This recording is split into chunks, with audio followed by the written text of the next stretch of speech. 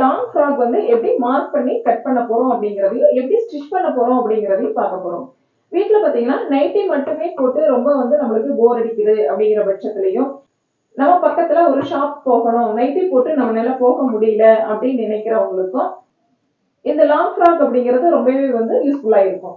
Daily நம்ம வந்து nightie போடுறதுக்கு இது மாதிரி சில நாள் வந்து லாங் ஃப்ராக் போட்டோம் அப்படின்னா நம்மளுக்கு ஒரு ரிலாக்ஸா இருக்கும். சரிங்களா? நீங்க ட்ரை பண்ணி பாருங்க. வாங்க இன்னைக்கு நம்ம லாங் ஃப்ராக் எப்படி கட் பண்றது அப்படிங்கறது, எப்படி ஸ்டிச் பண்றது அப்படிங்கறதை பார்க்கலாம். வாங்க வீடியோக்குள்ள போகலாம். இந்த லாங் ஃப்ராக் பார்த்திங்க அப்படின்னா 13 to 16 வயசு பெண்களுக்கு சரியாக இருக்கும். இந்த லாங் ஃப்ராக் கட்டிங் முடிஞ்சதுக்கப்புறம் நான் சில விஷயங்கள் உங்களோட பகிர்ந்துக்கணும் அப்படின்னு நினைக்கிறேன். ஃபஸ்ட்டு லாங் ஃப்ராக் வந்து எப்படி கட் பண்ண போகிறோம் அப்படிங்கிறத இன்றைக்கி நம்ம பார்க்கலாம்.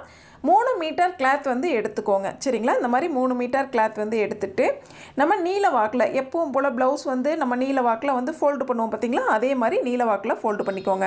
ஃபோல்டிங் சைடு நம்ம சைடில் இருக்கிற மாதிரியும், ஆப்போசிட்டில் இது மாதிரி ஓப்பன் பாகம் கரப்பகுதியாக இருக்கும். இந்த மாதிரி வந்து எடுத்துக்கோங்க.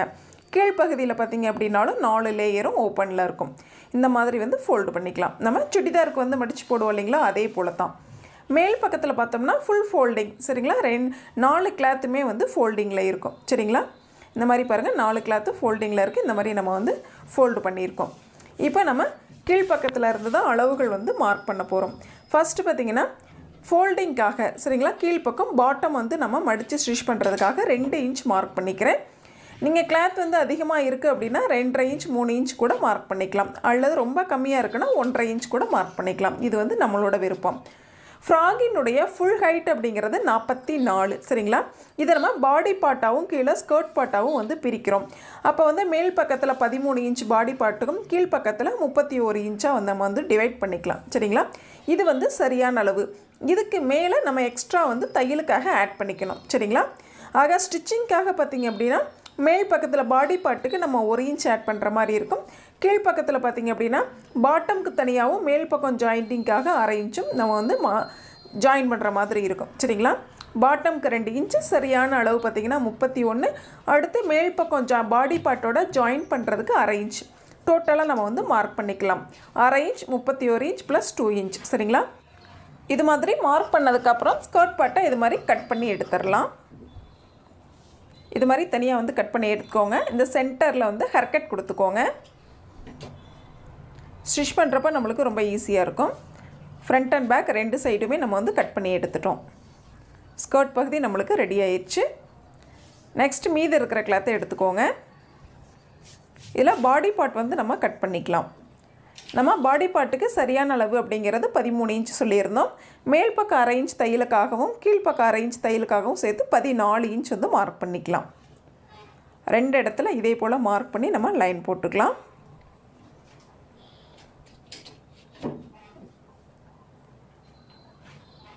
உங்களுக்கு இன்னும் ஹைட் அதிகமாக இருக்காங்க அப்படின்னா பாடி பார்ட்டில் வந்து 14 இன்ச் வச்சுக்கலாம். சரிங்களா? சரியான அளவு 14 இன்ச் வச்சுக்கலாம். ஃபோல்டிங் வந்து சரியாக இருக்கான்னு செக் பண்ணிக்கோங்க. ஏன்னா ஒரு 1/2 இன்ச் வந்து முன்ன பின்ன இருந்தது அப்படின்னாலும் நம்மளுக்கு ஸ்டிச் பண்ணும்பொழுது ரொம்ப சிரமமாக இருக்கும், அளவுகள் மாறிடும். சரிங்களா? கரெக்டாக எடுத்துக்கோங்க. நெக் விட்த்து கழுத்து அகலம் 2.5 இன்ச் வந்து மார்க் பண்ணிக்கலாம். ஷோல்டரோட சரியான அகலம் 3 இன்ச்சும் தையலுக்காக 3/4 இன்ச்சும் சேர்த்து நம்ம மார்க் பண்ணிக்கலாம். டோட்டல் பார்த்திங்கன்னா 6.25 இன்ச்சு மார்க் பண்ணிக்கலாம். மார்க் பண்ண இடத்துக்கு இது போல் லைன் போட்டுக்கலாம். போட்ட லைனில் ஆம் லென்த், ஆம்கோல் நீளம் வந்து 6 இன்ச் மார்க் பண்ணிக்கலாம். இது மாதிரி ஒரு லைன் போட்டு பாக்ஸ் மாதிரி நம்ம ரெடி பண்ணிடுறோம். இப்போது ஆம்கோல் ரவுண்டு வந்து ஸ்கேல் வச்சு இது மாதிரி ட்ரா பண்ணிக்கோங்க. நெக்ஸ்ட்டு செஸ்ட் ரவுண்டு வந்து மார்க் பண்ணிக்கலாம். செஸ்ட் ரவுண்டு சரியான அளவு அப்படிங்கிறது 9 இன்ச்சு. 1.5 இன்ச்சு வந்து எக்ஸ்ட்ரா தையலுக்காக நம்ம வந்து ஆட் பண்ணிக்கலாம்.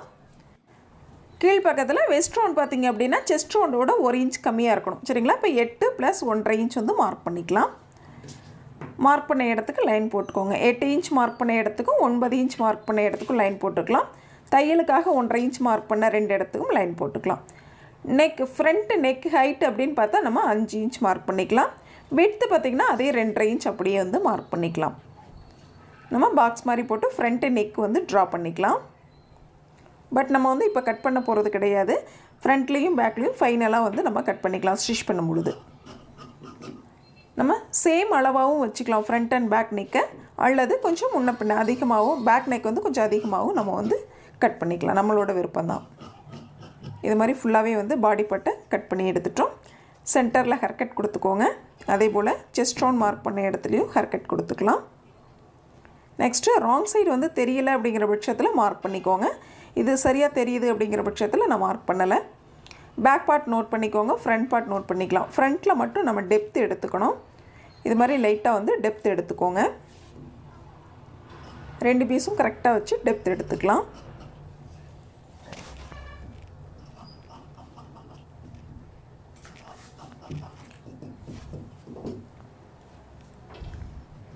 இப்போ நம்மளுக்கு ஃப்ரண்ட் ரெடி ஆயிடுச்சு, பேக்கும் ரெடி பண்ணிட்டோம். அடுத்து நம்ம ஸ்லீவ் வந்து கட் பண்ணிக்கலாம். மீதம் இருக்கிற கிளாத்தை அந்த மாதிரி கரப்பகுதி சேமாக இருக்க மாதிரி நீட்டாக சுருக்கங்கள் எல்லாமே எடுத்து விட்டுட்டு நம்ம ஸ்லீவ் வந்து மார்க் பண்ணிக்கலாம். ஃபஸ்ட்டு 1/2 இன்ச் வந்து மார்க் பண்ணிக்கோங்க. ஒரு ஃபோல்டு பண்ணி நம்ம டபுள் ஸ்டிச் போட்டோம் அப்படின்னா பார்க்குறதுக்கு ஃபினிஷிங் நீட்டாக இருக்கும். அடுத்தது கை நீளம் அப்படிங்கிறது சரியான அளவு 6 இன்ச்சு. 1/2 இன்ச் தையலுக்காக சேர்த்து 6.5 இன்ச்சாக மார்க் பண்ணிக்கலாம். ஷோல்டர் ஜாயின் பண்ண 1/2 இன்ச் தேவைப்படும் இல்லைங்களா, அதுக்காக 6.5 இன்ச்சாக மார்க் பண்ணிக்கிறோம். அடுத்து கை கீழ் உயரம் sleeve low length 3.5 inch mark பண்ணிக்கலாம். மார்க் பண்ண இடத்துக்கு இது மாதிரி லைன் போட்டுக்கலாம். நெக்ஸ்ட்டு ஆம் ரவுண்டு வந்து நம்ம மார்க் பண்ணணும், சரிங்களா. பேக் பார்ட்டில் நம்ம ஆம் ரவுண்டு எவ்வளவு நான் ஃபஸ்ட்டு வந்து செக் பண்ணல இல்லைங்களா, இப்போ நம்ம செக் பண்ணிக்கலாம். பாருங்கள், ஆம் ரவுண்டு நம்ம செக் பண்ணிக்கலாம். சரியாக பாருங்கள், 7.5 இன்ச் இருக்குது. நம்ம அந்த 7.5 இன்ச்சை மார்க் பண்ணிக்கலாம். கீழே 1.5 இன்ச் தையலுக்காக மார்க் பண்ணிக்கலாம். ஸ்லீவ் ரவுண்டு பார்த்திங்கன்னா 5.5 இன்ச்சு ப்ளஸ் 1.5 இன்ச் வந்து தையலுக்கான அளவு மார்க் பண்ணிக்கலாம். இப்போது 1.5 இன்ச் மார்க் பண்ண இடத்துலேருந்து நம்ம ஃபோல்டிங் வரைக்கும் லைன் போட்டிருக்கோம். அதே போல் ஆம் ரவுண்டு செஸ்ட் ரவுண்டு தையலுக்கான அளவையும் நம்ம வந்து லைன் போட்டோம். நெக்ஸ்ட் இந்த கிராஸில் சென்டர் 3 சென்டர் வந்து மார்க் பண்ணியிருக்கோம். இந்த பக்கம் 1/2 இன்ச் உள் பக்கமாகவும் இந்த சைடு 1/2 இன்ச் வெளிப்பக்கமாகவும் மார்க் பண்ணி நம்ம ஸ்லீவினுடைய வளைவு வந்து இப்போ ட்ரா பண்ணிட்டோம். ஸ்லீவ் வந்து நம்மளுக்கு ரெடி ஆயிடுச்சு. கட் பண்ணிக்கலாம். கரெக்டாக நம்ம மார்க் பண்ண இடத்துல இது மாதிரி கட் பண்ணிக்கலாம். ஃபோல்டிங்கில் இந்த மாதிரி சென்டர் பகுதியில் ஒரு ஹேர் கட் கொடுத்துக்கோங்க. ராங் சைடு வந்து தெரியலை அப்படிங்கிற பட்சத்தில் நோட் பண்ணிக்கோங்க. நெக்ஸ்ட்டு டெப்த்து வந்து நம்ம எடுக்கணும், சரிங்களா. இது மாதிரி டபுளாக ஓப்பன் பண்ணிவிட்டு சென்டர்லேருந்து டெப்த்து வந்து நம்ம எடுத்துக்கலாம். சுருக்கங்கள் இல்லாமல் நேராக எடுத்து விட்டுட்டு நெக்ஸ்ட் வந்து டெப்த் எடுத்துக்கோங்க. ஒரு 1/4 இன்ச் அகலத்தில் இது மாதிரி டெப்த் எடுத்துக்கலாம்.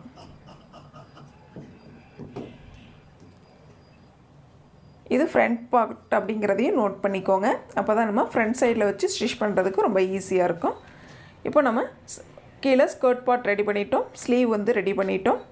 நெக்ஸ்ட்டு பாடி பார்ட்டும் ரெடி பண்ணிட்டோம். லாங் ஃப்ராக் வந்து எப்படி கட் பண்ணணும் அப்படிங்கிறத பார்த்தோம். இதே அளவில் இன்னும் 2 ஃப்ராக் வந்து நம்ம எப்படி வந்து கட் பண்ண போகிறோம் அப்படிங்கிறத பார்க்க போகிறோம். இந்த அளவு பார்த்திங்க அப்படின்னா 13 to 16 வயசுக்குள்ள பெண்களுக்கு சரியாக இருக்கும் அப்படின்னு நான் ஆல்ரெடி சொல்லியிருந்தேன். அதே போல் தான் அவங்களோட சைஸ் கொஞ்சம் முன்ன பின்ன மாறலாம், பட் இந்த அளவு வந்து சரியாக இருக்கும், சரிங்களா. ஃப்ராகோட கட்டிங் பார்த்துக்கிட்டே நம்ம தையல் தொழிலை பற்றிய சில விஷயங்கள் வந்து நம்ம பார்க்கலாம். மனிதனுக்கு அடிப்படை தேவையாக விளங்குற உணவு, உடை, இருப்பிடத்தில் நம்ம தையல் தொழிலும் இருக்குது அப்படிங்கிறது ரொம்ப வந்து ஒரு மகிழ்ச்சிகரமான விஷயம், சரிங்களா. எல்லா மனிதருக்குமே ஏதோ ஒரு வகையில் தையல் வந்து உபயோகப்படுது, சரிங்களா. அது ஆடையாக இருக்கலாம், இல்லை ஆஃபீஸ் போகிற பேக்காக இருக்கலாம், ஸ்கூல் போகிற ஸ்டூடெண்ட்டுக்கு பேக்காக இருக்கலாம். ஏதாவது ஒரு வகையில் வந்து கண்டிப்பாக வந்து தையல் வந்து அவங்களுக்கு யூஸ்ஃபுல்லாக இருக்கும். ஒரு வீடு அப்படின்னு எடுத்துக்கிட்டோம் அப்படின்னாலே வீட்டில் பாருங்கள், கதவாக இருக்கட்டும் அது ஜன்னலாக இருக்கட்டும் நம்ம வந்து ஒரு ஸ்க்ரீன் வந்து யூஸ் பண்ணுவோம். இதுவே ஹாலில் பாருங்கள், ஒரு ஷோபா இருக்குது அப்படின்னா அந்த இடத்துலையும் ஷோபாவில் நம்ம மேலே கவர் போடலாம். ஷோபா ஸ்டிச் பண்ணுறதுக்கே வந்து அந்த இடத்துல தையல் கலை வந்து யூஸ் பண்ணியிருக்காங்க, சரிங்களா. இதுவே வந்து ஆஃபீஸாக இருக்கட்டும் அல்லது ஸ்கூலாக இருக்கட்டும் அனைத்து இடத்துலையும் தையல் வந்து கண்டிப்பாக உபயோகமாக இருக்குது. ஆக மனிதன் வாழ்கின்ற அனைத்து இடங்களிலும் நம்ம தையல் தொழில் வந்து தேவைப்படுவதால் நமக்கு கண்டிப்பாக வேலை இருந்து கொண்டே தாங்க இருக்கும். எத்தனை தையல் தொழிலாளர்கள் உருவானாலும் சரிங்க, வேலை கண்டிப்பாக அனைவருக்கும் இருக்கும். உங்களுக்கு என்ன தேவை அப்படின்னா ரொம்ப பொறுமை வேணுங்க. பொறுமையும் விடாமுயற்சியும் தன்னம்பிக்கையும் மட்டும் இருந்தால் போதுங்க.